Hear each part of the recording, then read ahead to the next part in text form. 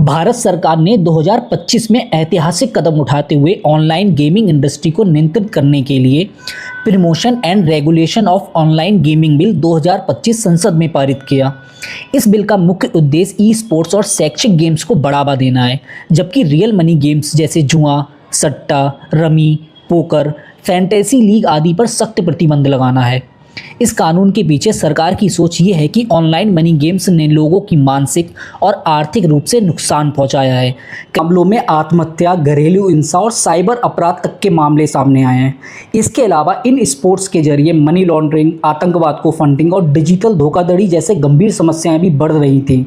Real money games पर पूर्ण प्रतिबंध रहेगा, चाहे वो स्किल आधारित हो या किस्मत पर आधारित हो, जैसे dream 11, rummy circle, MPL, fantasy sports, online lottery, सट्टा, इन सभी पर पूरी तरह से रोक लगा दी गई है। इनसे जुड़े लेन देन, प्रचार और संचालन अब अपराध की श्रेणी में आएंगे। एक राष्ट्रीय स्तर की संस्था बनाई जाएगी जो गेम्स का रजिस्ट्रेशन, निगरानी और कार्रवाई करेगी। अथॉरिटी नियमों के उल्लंघन पर दंड तय करेगी। मनी गेम्स चलाने वालों को 3 साल तक की जेल और 1 करोड़ का जुर्माना हो सकता है।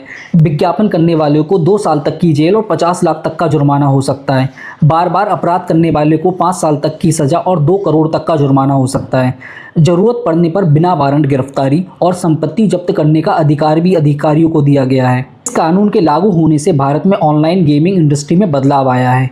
अनुमान है करीब 400 से अधिक कंपनियां बंद हो जाएंगी। सरकार का मानना है समाज को सुरक्षित रखना राजस्व से ज़्यादा जरूरी है। अब ड्रीम 11 जैसे विज्ञापन टीवी पर नहीं दिखाई देंगे और BCCI को नया स्पॉन्सर भी ढूंढना पड़ सकता है।